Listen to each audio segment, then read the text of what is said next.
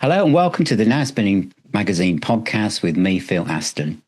Today's conversation is about one of the most distinctive musicians in the history of rock music, the late Jon Lord.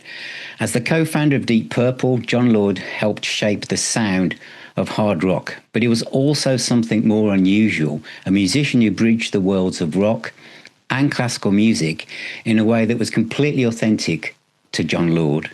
From the thunderous Hammond organ that powered songs like Highway Star, Child in Time, Hard Loving Man, Smoke on the Water, through to the groundbreaking Concerto for Group and Orchestra in 1969, Jon Lord created a musical language that still inspires many musicians around the world today.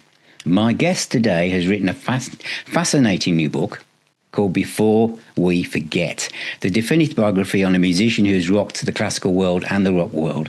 But this isn't a traditional biography. Instead, the book explores Jon Lord through his sound, instrumentation, influences, and musical thinking, including detailed research on the Hammond organs he used throughout his career. Author Ovais Naqvi has spent thousands of hours researching Jon Lord's music and creative life, uncovering stories and technical details that even long-term fans like myself didn't know. So today we're going to explore Jon Lord, the musician, the composer, and the thinker behind the sound. Ovais, welcome to Now Spinning Magazine. Thank you, Phil. It's always been great listening to you. And I think, what's always appealed to me is you've got such an empathetic way of, engaging with music, whether it's Stephen Wilson or, Steve Hackett or you name it. I mean, it's a fabulous thing that you do and a great approach. Well, for me, Jon Lord goes like this book suggests and does indeed kind of elaborate on. It's more than just Hammond organ in Deep Purple. There's also how he went through his career and the music he created in his later life, the more classical compositional stuff, had almost a very spiritual aspect to it. He was an all-round composer, and I felt that towards the end of his life, he was just on the cusp of being recognised for being far more than the Hammond player in Deep Purple. Not that that was a small thing, but he was starting to be seen by Classic FM and lots of classical people as being like a real British, composer. But I want to start with an obvious question. What first drew you personally to Jon Lord? And what made you want to spend years researching his life and music? Yeah, I mean, it was interesting, Phil. I'd been fortunate enough to work on a number of limited edition biography projects, initially as an editor and then as a publisher with my own imprint. And I'd been fortunate enough to work with, I guess a couple of big luminaries in sports, Muhammad Ali and Pele, and then a musical foray by working with Gerald Scarfe and Roger Waters on a limited edition set and a monograph with regards to The Wall, which were obviously illustrations created by Gerald and obviously owned now directly by Gerald and by Roger as well with regards to The Wall as his property, as you know. Yeah. And alongside all of that, my formative musical exposure, like most people, was chart music, when you're 11, 12, 13 years old. I can go back a little bit further and talk a little bit about the records in my parents' collections, a couple of Elvis Presley records and, things like that. But, I started to get into pop, and then as you do in school, I guess, you become a bit tribal and you go, I'm into ska or I'm into heavy rock or I'm into... very true. Right. So, when I was at school, it was very tribal. You were either into jazz funk, as my brother was, or you were into heavy rock, which was at that time, AC/DC, Whitesnake, Rainbow, Rush, and bands like that. So I got into Whitesnake, and in a funny way, it was tribal. And then at the same time, you kind of chose a band who were your kind of main band. And at the time, Whitesnake were in the charts reasonably frequently around early 80s, mid 80s, and I got into that. And then I enjoyed the keyboard sound alongside the dual guitar sound. Yeah. And I was struck by the charismatic nature of that guy with the dark glasses and the mustache behind the keyboards, even without knowing who he was. the first thing that strikes you is there's a certain charisma there, there's a certain presence and charisma. You can kind of feel it even without knowing him and knowing the music. It's an interesting thing. Well, some people just have an aura, they're lucky. And he had that. And then I got into him as an individual solo artist through the Before I Forget album. And then retrospectively got into both Deep Purple and got into classical music a bit more after having done it in school.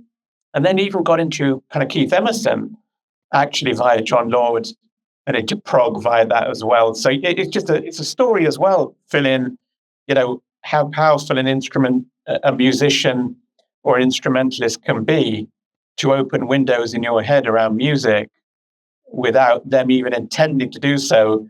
They open 4 or 5 avenues in your musical life. What's interesting is because I always feel that someone's doorway into a musician becomes a very important doorway, even if they're going in to that musician via an album that may not be seen by everyone as being like the pinnacle of that artist's career. Wherever you go in, it has a very special place for you. And I find it interesting you've mentioned that you were introduced to Jon Lord through Whitesnake and the early 80s, because from my perspective, some of those albums, Jon Lord was almost playing very much a background position, really, not like where he was in Purple. There was Blackmore and Lord. They were equal, the key instrumentalists, whereas obviously Whitesnake was a very different beast to Deep Purple. It was more song orientated, and Jon Lord had solos, but not, you mentioned the twin guitar sound. He was kind of underneath that and playing more of the rhythm part. And I also think it's interesting that your backdrop in this interview is from, this particular one, but Before I Forget, because when this came out as a solo album for me, and I remember it thinking, it's not quite as good as what Saraband and all this. It was because it was more song orientated, a few rock songs, bits of Bad Company on it. So I do find it really interesting that for you, this was your introduction to him. I mean, there's some wonderful tracks on here, especially the CD version, the extra tracks like For a Friend, etc. But it's very interesting that, so from when you listened to Whitesnake, your ears went towards Jon more than the guitars. It's really interesting, Phil, because, I could tune into the keyboard, like most people, the intros and the solos as well. The first thing that struck me was, I guess, the Hammond sound underpinning the 2 guitar sounds in a halo effect, as Jon himself described it. And to pick up on your point, I mean, it's a different technique. I think what he himself recognized in interviews also was, getting a little bit into the personal story, he was very happy atmospherically in Whitesnake with regards to the camaraderie. But even in terms of people he met later, he was always a bit dismissive of what he did in that band. To be honest, I mean, getting into a little bit of the detail, I think the financial arrangements were not entirely to his satisfaction. He'd obviously been not just a headline player with Deep Purple, with Blackmore as a dual attack, with an enormously complementary sound that converged and diverged as required. Occasionally it's like one sound, and then other occasions he goes, all right, I'm just now going to go totally Jon, or Richie goes, I'm going to go totally separate. And he didn't have quite that freedom in Whitesnake because he wasn't the name on the door, he wasn't, or the name on the marquee in the same way. And I think, there's a political dimension as well. I think he went from co-founder to kind of supporting musician, which, in spite of his incredibly kind and decent nature and very modest nature, everyone's got an ego, as we all do. And, I think he went from Jon Lord of Deep Purple, to a bloke in a band in his mind. And I think he understood when he engaged with fans, probably the value and the place he had in our hearts. But I think musically, he never quite felt that he was maximizing his full capability and his full potential. He even described it in one interview as, I felt a bit like a walking orchestra, because, they'd kind of go do a string section or do some synthesizer stuff, or do some piano, do some boogie woogie piano and a couple of Whitesnake songs. that he never quite felt totally fulfilled. And yet the reality is there were two or three features of that. One is it got a lot of people in. You get a lot of people like me who come in through that way. I meet a lot of people who come into Purple through Perfect Strangers because it's just a demographic, which is if you got into Purple in rock, you're probably 70 odd at this point. If you got into Purple through Perfect Strangers, you might even be 50 odd or early 60s, and you're still around and still active on social media, and you're still using YouTube and you're still using content platforms. So disproportionately, you get loads of people going, yeah, I remember going to see them on the Perfect Strangers tour. And in a funny way, I'm digressing a bit, but he came into me through Whitesnake. I felt his work in there was fabulous. I felt the solos were really songs within songs in a way that he deliberately constructed them to give him as much room in the song as he could. So in other words, if he got 16 or 32 bars, he sure as hell made sure he used that really, really well to create a really good melody and a really good counterpoint to the song within it. So if you listen to tracks like Gambler from Slide It In, or even Sweet Talker from Ready and Willing, or Hot Stuff from Come and Get It, or some of the piano solos he does, Why Women in Song, and so on. In my opinion, the solos are quite extraordinary and fabulously self-contained improvisations, which was his other great strength, a brilliant improviser. So number one, I think he put himself down a bit, as he often did. Number two, it was a window for many people of my age bracket and so on, as was Perfect Strangers. And number three, actually, he used a different technique to sit underneath, particularly Bernie and Mickey, which in my view is as interesting in its own way as what he did in Purple. Because if you listen to keyboard players in the 80s, they're usually playing synth, they're usually playing, a Yamaha DX7 or a Prophet 5 or a Prophet 10. And very few of them are using a Hammond and using a synthesizer overlay alongside the Hammond. So immediately it's interesting. Immediately it's really smart, because the thing that you discover with him is, unlike some of the prog players, he operated brilliantly in very narrow parameters. So if you told a heavy rock musician in the keyboard sphere, try and fit yourself in with Ritchie Blackmore and Ian Pace and Roger Glover, a lot would struggle. And what becomes apparent when you do the research is the sheer amount of effort he made to find a keyboard sound that complemented Ritchie, competed with Ritchie. He integrated the RMI piano, integrated later on the Fender Rhodes piano, integrated the ring modulator, integrated, the Fisher Space Expander and all these different things he had. When you watch California Jam, you hear all these sounds and these effects. And he really did an amazing job within the relatively narrow parameters of heavy rock compared to prog, of creating a unique sound, which became the Jon Lord sound. Yeah, very interesting. And you're absolutely right that most people who probably got into Jon Lord or, this kind of music around the kind of early 80s, mid 80s, are more active on social media. Right. Oh, yes, I remember seeing this band in 1982 or 83. You don't get many people saying, oh, yeah, I saw Deep Purple in 1971. They were awesome. Those people just aren't around. I mean, I'm sure they are around, but they're just not on social media. But what's interesting, the other thing you've just reminded me of really is that Jon Lord is, this is going to be my next question really, about the fact that Hammond organ is what he's known for. And, there were 7 major Hammond organs you mentioned in the book. But when you go back to the 60s, when John was listening to Jimmy Smith and all these kind of people, that nearly all the bands, whether they were hard rock or prog in the late 60s, 70s, everybody had a Hammond organ player. There's Hammond organ everywhere. But as we go through the 70s, Jon Lord is probably one of the only name keyboard players who remained loyal to that instrument and didn't move, as you say, onto synths like many of his contemporaries did. But he also, as you also just mentioned, that he created a Hammond sound that was complementary to the distorted hard rock guitar sound that Blackmore had, which is why songs like Smoke on the Water have so much weight when Jon Lord comes into that riff, really. I mean, I would say between 70 and 73, In Rock, Machine Head, Fireball, Machine Head, Who Do We Think We Are? And then, of course, Made in Japan. To me, you've got some of the most radical Hammond organ playing in the history of rock music and even jazz. Totally agree.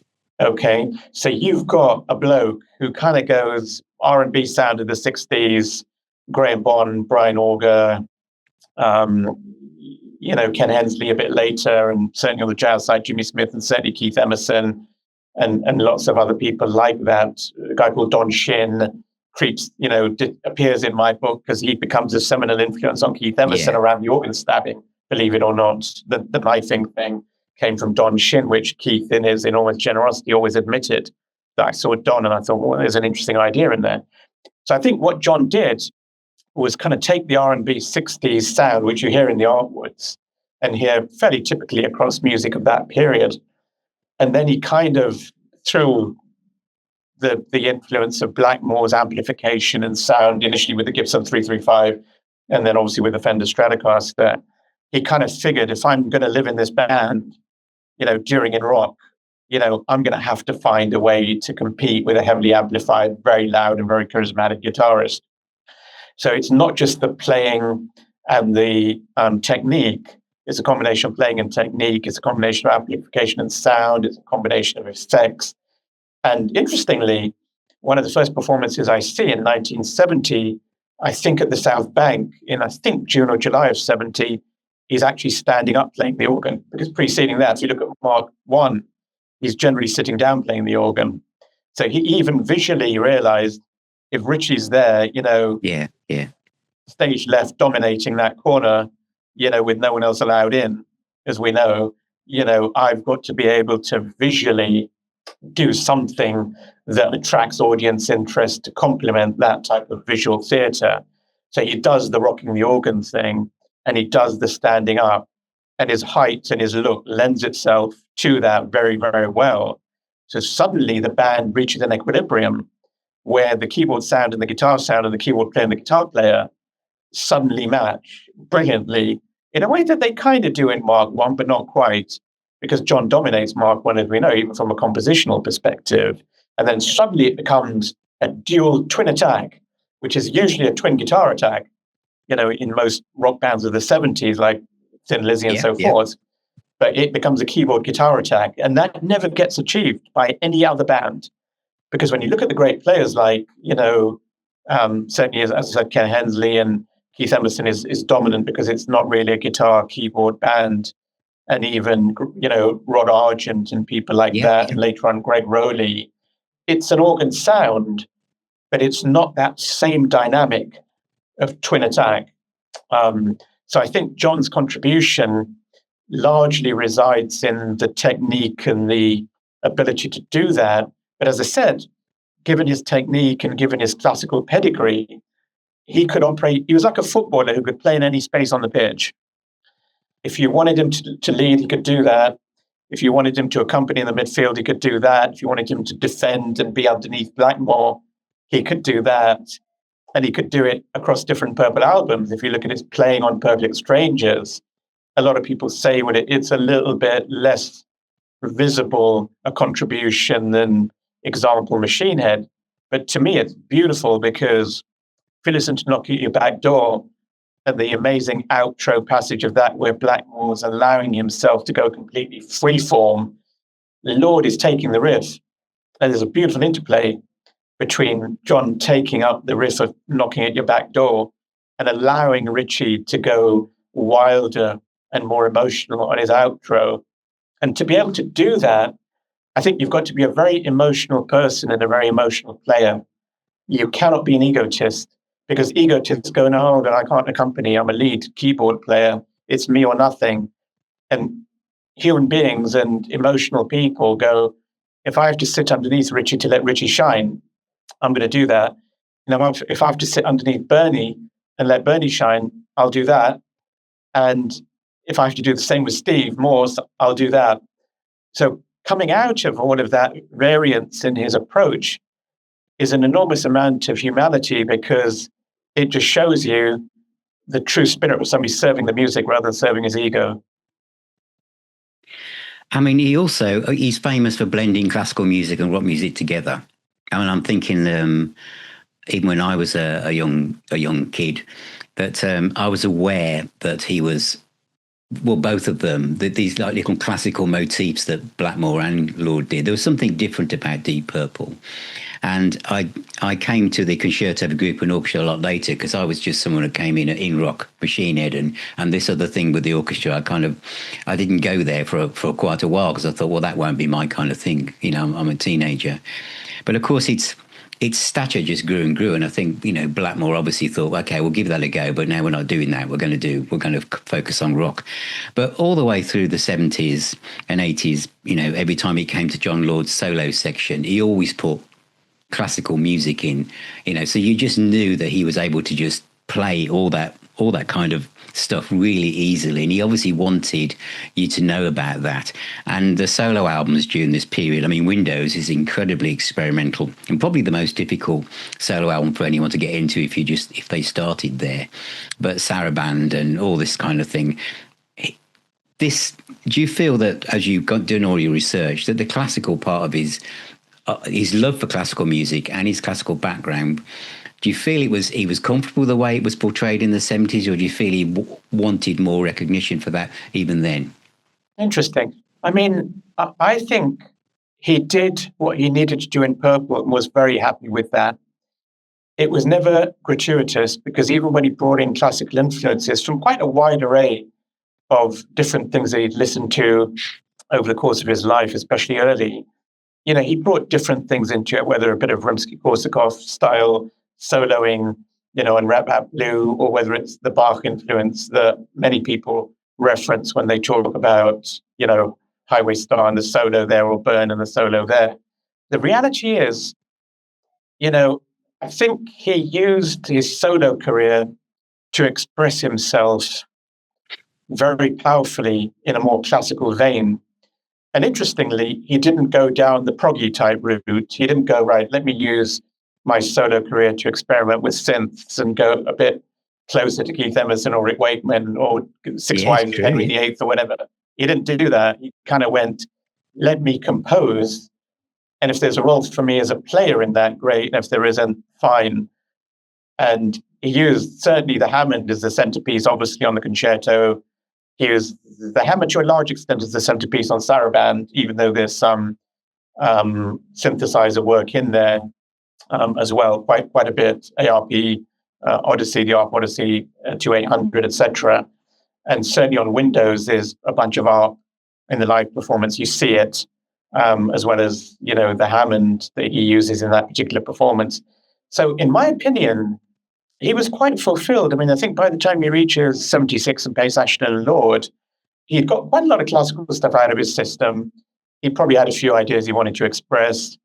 I don't think he was constrained in Purple, because he did what he wanted to do in Purple to a very large extent. And Ritchie similarly gave him that freedom, and vice versa. And the solo career served a different intention. I mean, it's hard to believe now, but he kind of wrote Saraband at the beginning of 75, when he'd moved to Malibu.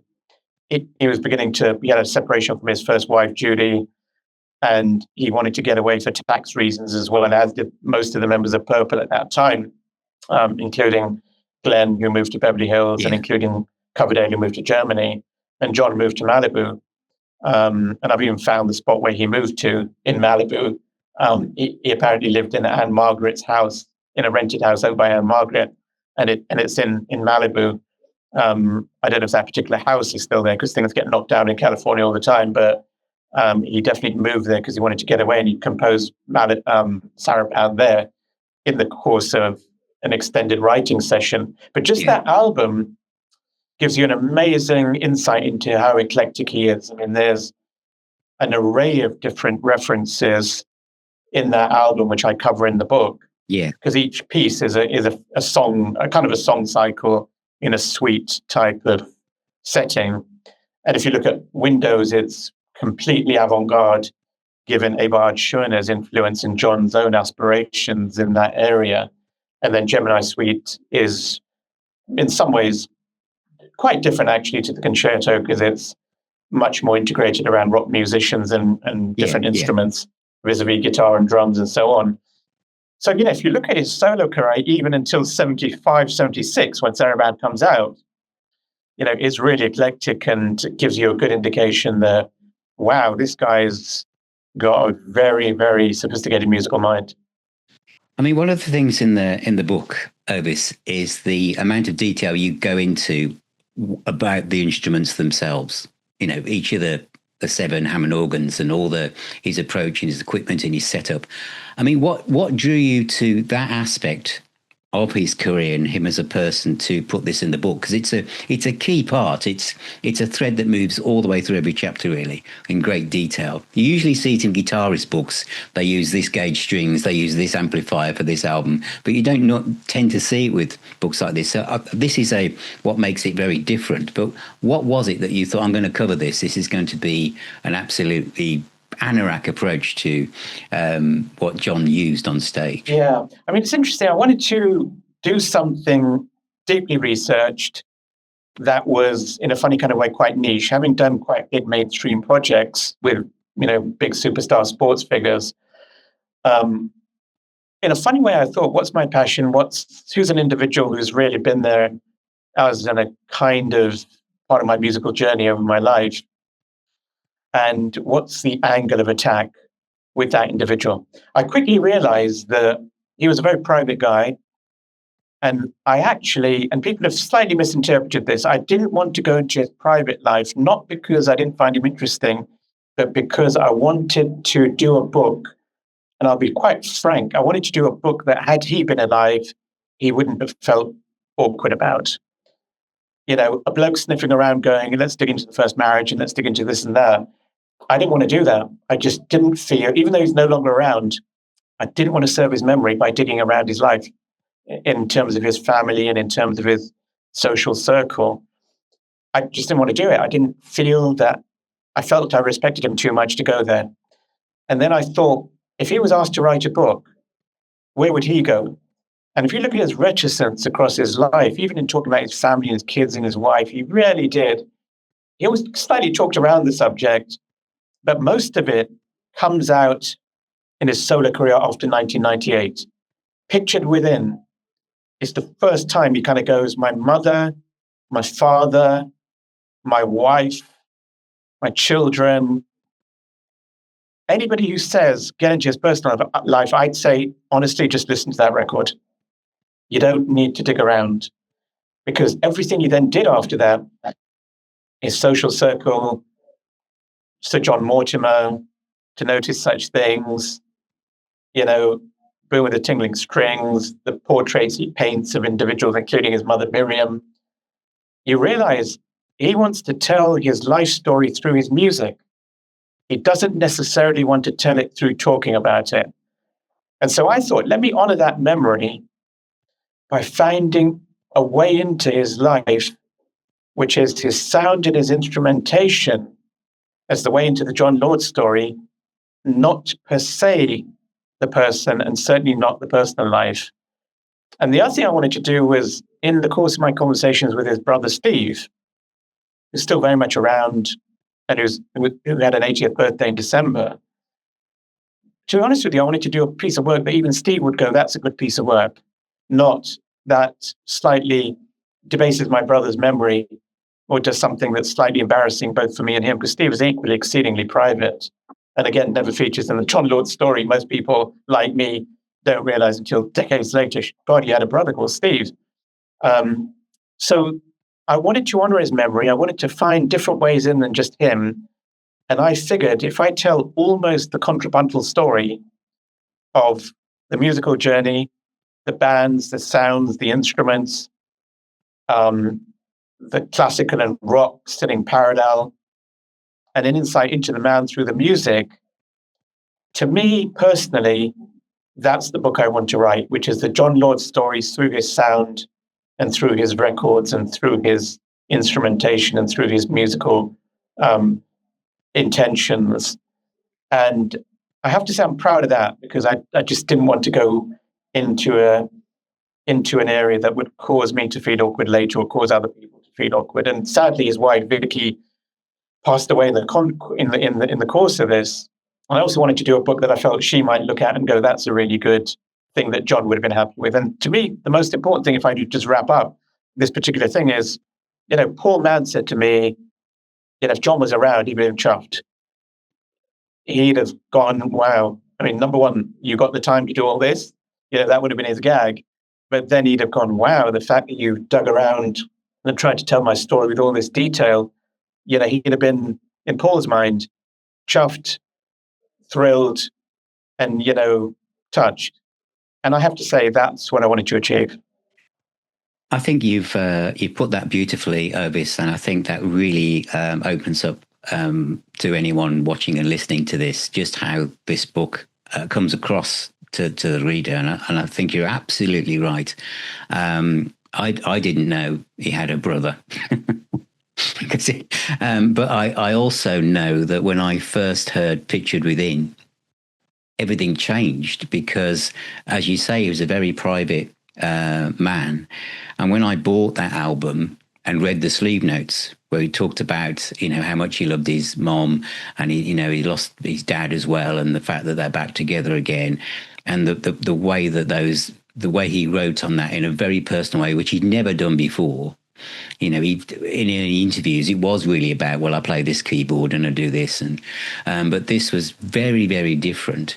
And I mean, there is kind of like Pictured Within is the first album where this kind of emotional and spiritual side of him and his music is put out on display for everybody. He's just left Deep Purple, and this is what he's been working on. Well, he's about to. He's still with Purple, but he's putting something out there he's never done before. Do you feel that when you did your research that this side of him was actually more important than he ever really laid on before to the public? 100%. I mean, his social circle was made up of very loyal friends who loved him, and that says a lot about somebody anyway. All the Tony Ashtons and Ian Paces and Mick Rouse, and all those people in the circle, friends that he had, George Harrison, they loved him. I mean, they adored him, and they all find a hole in their lives, because he's not around. Those who are still around, he took a deliberate step as he was heading towards 60, which would have been, 2001, to unburden himself of some of the sentiments and feelings which were probably held inside him, and they hadn't found an expression musically, and they weren't going to find an expression in Purple per se, because the lyrics and the message and the vehicle was not the right vehicle for Jon Lord's personal vision. And he, I think, took great pride in going, number one, my solo career is now about me. Number two, it's about my feelings towards people.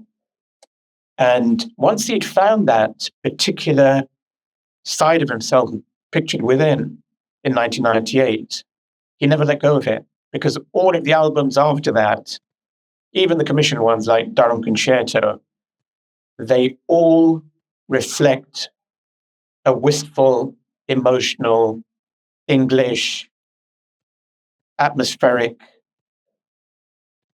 poetic aspect to his nature, with the influences that include Vaughan Williams and Elgar and D.H. Lawrence.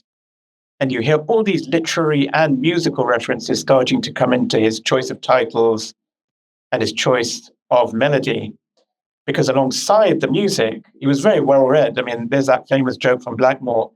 Have you heard John's been pulled over by the police for speed reading? That's what, he was famous for reading all the way up to walking up the steps on stage in a big gig.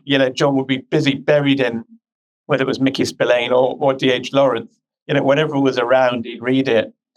You see pictures of him on that private plane, the Starship, reading with some quite attractive woman sitting there, but John's buried in a Mickey Spillane novel. I mean, he was into his reading. And the reality is, I think he found an expression through his solo material that he'd never had. And he went full on to a personal, emotional reflection of himself. So again, if you want to hear about him or read about him, and you want to hear his sentiments, his feelings, his true deep emotions, and his ability to really feel emotional, honestly listen to the music.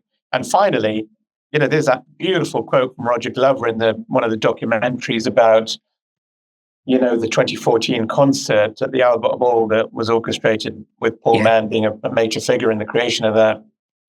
And Roger says in that documentary, when Jon gave me Pictured Within, and I heard the song and I heard his lyrics, I just burst into tears. I mean, this is a grown man who's known him for close on, by that stage, 30 years, going, I started crying when I heard his lyrics. I mean, it doesn't get more powerful than that you can have that effect on a bloke who's known you in a blokey environment of a band, 30 years, all the history, all the road miles you've done together, all the jaundiced things that happen when you spent 30 years on the road together. He said, I just started crying. I think I can identify with that completely, because when I first heard the album, it was so different to what I expected it to be like. I don't know why I'm saying that, because I knew it was going to probably be classical tinges, but it had the lyrics, and the lyrics were so poignant and so emotional, and so they really pulled at you. I mean, I'd lost my dad, and I identified with it really easily. My wife Sue really loves that album, and the violin playing on it, the way that he wrote those motifs, which he returned to, some of these resurfaced in other albums, to Notice Such Things, etc. And the Durham Concerto. I mean, me personally, I think that the Durham Concerto, which shows off his talent as a composer. It's not the kind of music for those of you watching, listening, thinking, what's the keyboard solos like in it?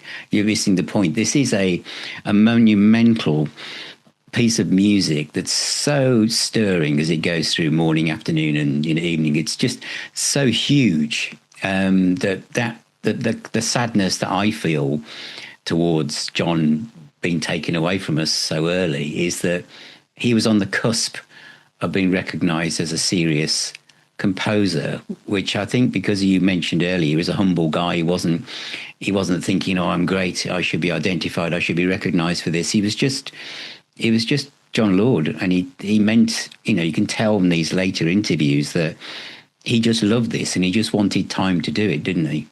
Yeah, I mean, Paul was it's a good interjection in a place to kind of talk about Paul Mann. I mean, Paul was instrumental in building my emotional understanding of Jon over that period, because he meets Jon through Colin Hart, as you know, who's his uncle.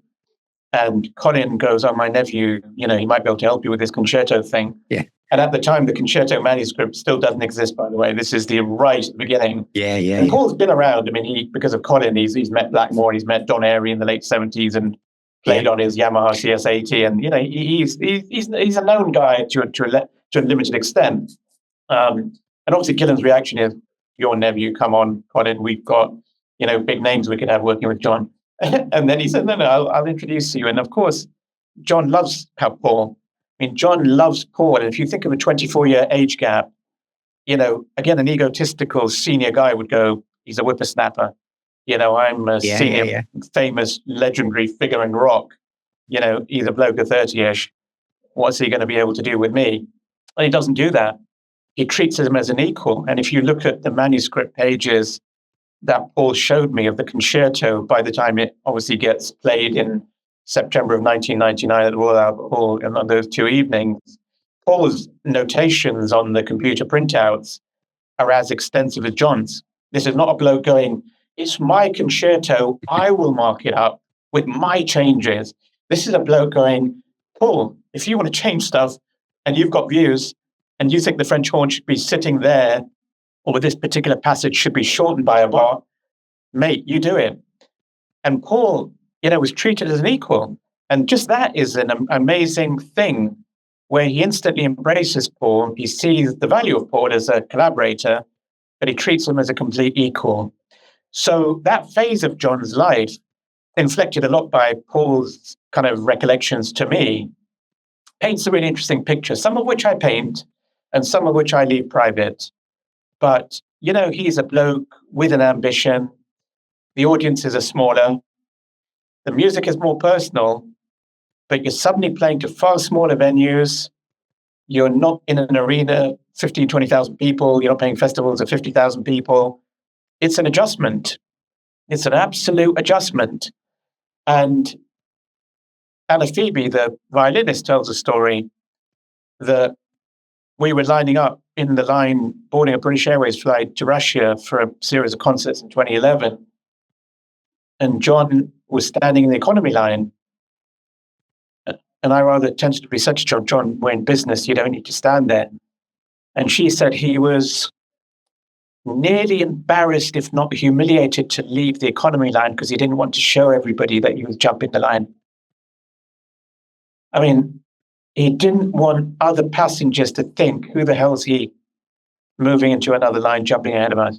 Such was his deep humility and deep sense of not wanting to be a show-off. Mm. I mean, I had a friend, David Ashford, a mate of mine, who met him in a pub in Henley where he lived.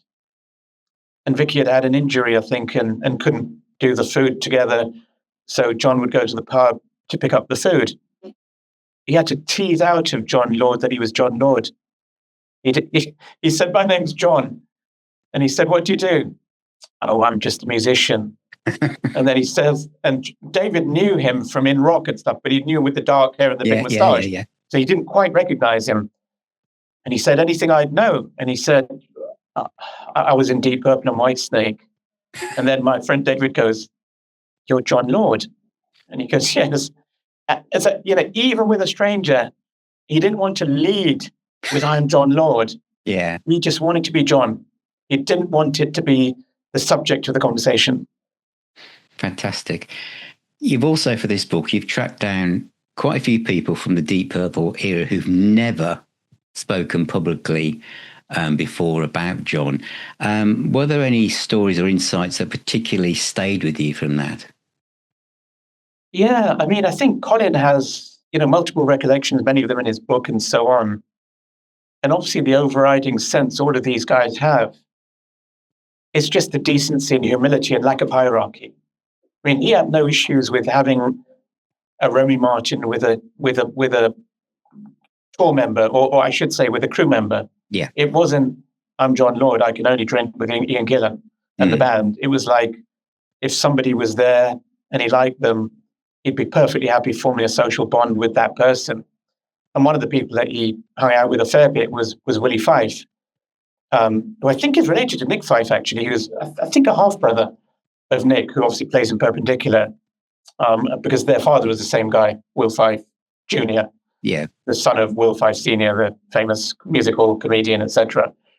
So he'd hang out with Willie in Sonning in Berkshire, where he lived, and certainly, during recordings at the Arabella Hotel, doing Come Taste the Band, Willie recollects, and I can say this, I mean, he said he almost didn't want to go home because the band camaraderie, people don't realize what it's like unless they're in it. I mean, you're in a band.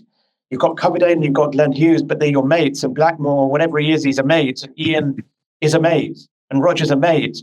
And suddenly I'm out of this mate environment and having to deal with regular stuff, family and so forth. And no disregard intended towards family, nor his. But it's an adjustment. It's like suddenly you're wrenched out of band world and gig world and playing together and having a drink together and having a laugh together.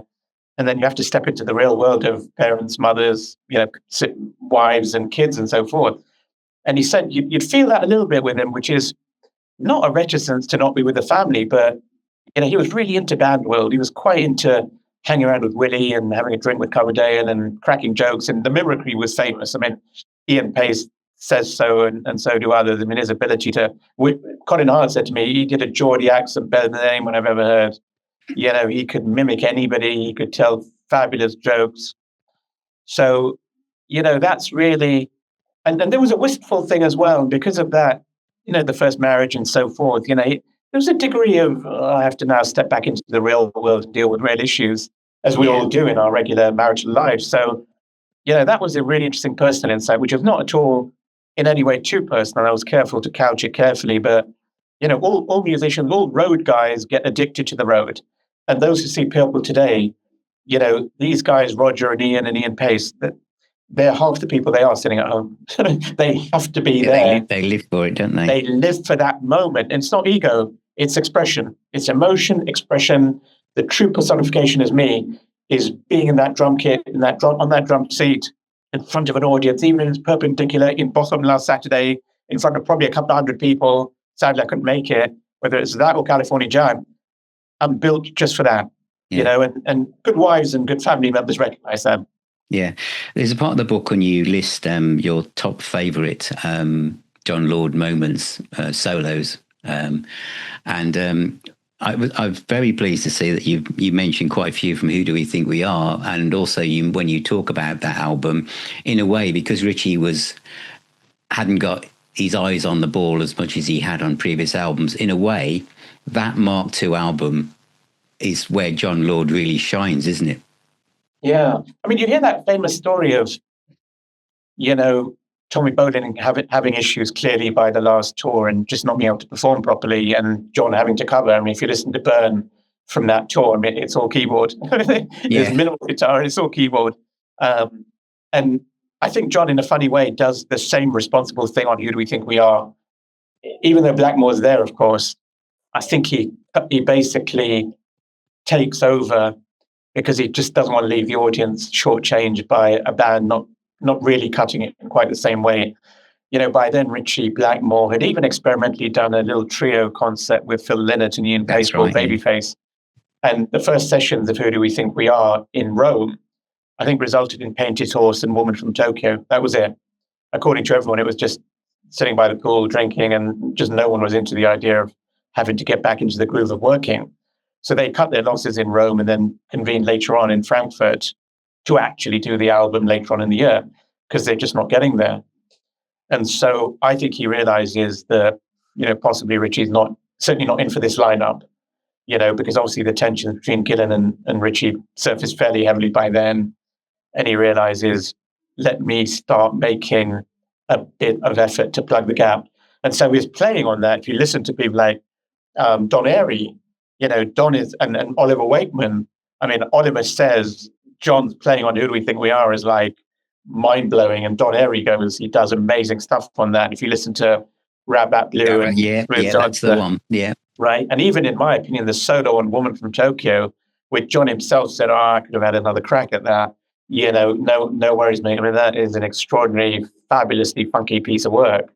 So I think, and don't forget, even by then, to my knowledge, the ARP synthesizers are there on stage by June 73. You get the ARP. That, I think it's Hofstra University with Gillan doing space trucking and stuff with the denim shirt. John's there with the synths behind him now. He's got the RMI piano and the ARP. And I don't think they feature on the record.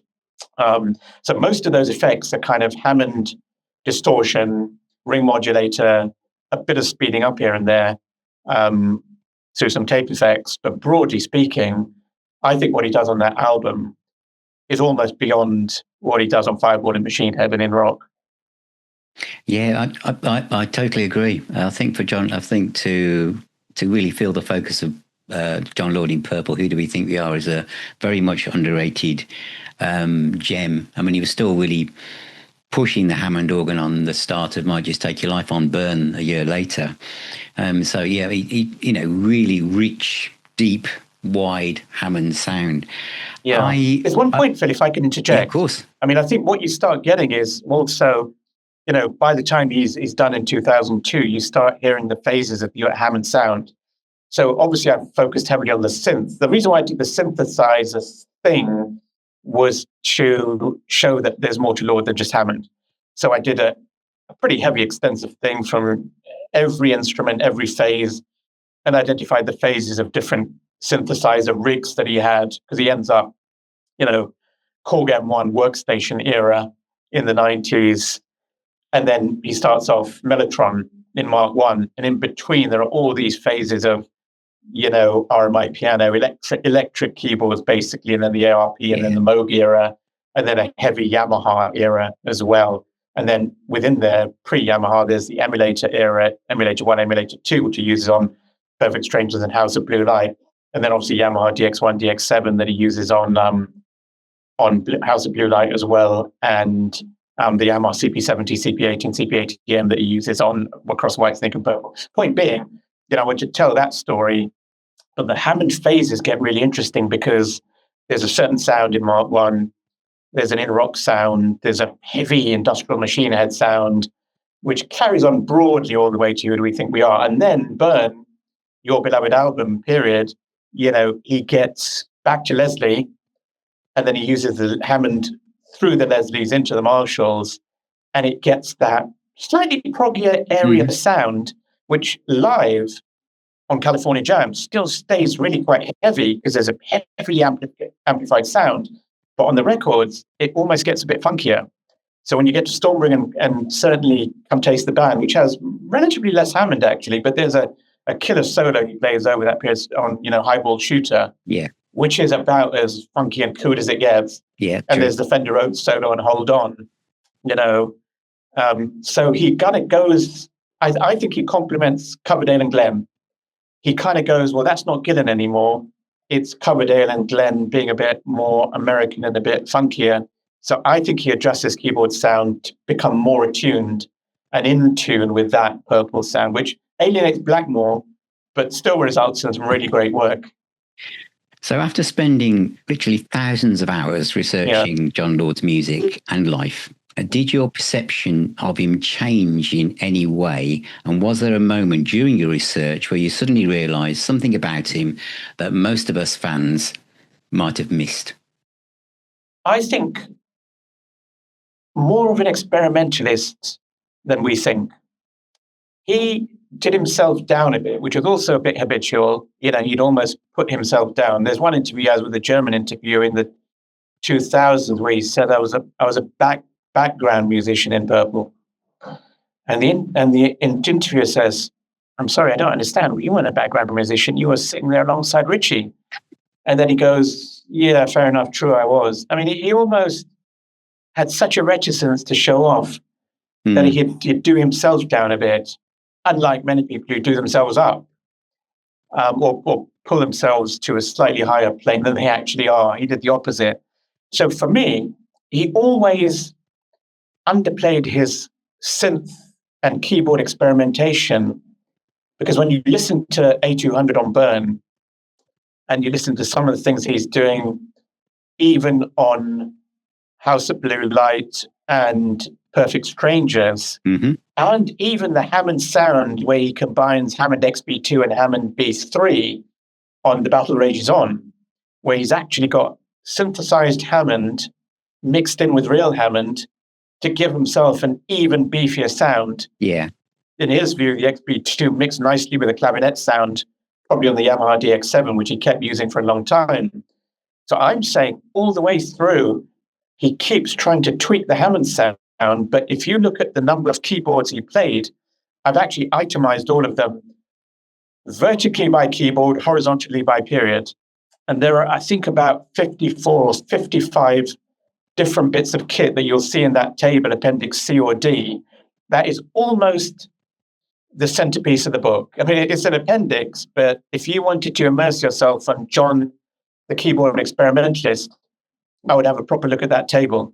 Because when you look at it's here, isn't it? It's amazing, Ovais. The amount of detail in this book. I love the way that you've listed all of his influences or the classical composers he was inspired by, the solos, etc. And I mean, as I said earlier, you've analysed his instruments, his compositions, and his influences with incredible detail. So my final question is: if Jon Lord suddenly he's been watching us this afternoon, he's been listening to this conversation, what do you think he would say about the way we talk about his music today? I think he would be really emotionally touched by the difference. I can speak with the authority of receiving the emails from people. I mean, people post stuff on Highway Star and so on. But every day I get an email from somebody, and there isn't a single person who's bought the book, as in the pre-ordered version, the signed version, who doesn't give me a recollection of him when they write. I've never seen that. I mean, people go, "I loved your book, I hated your book," whatever it is. Yeah. It's their reaction. No one goes, "I joined a band because of him. I learned to play keyboard because of him.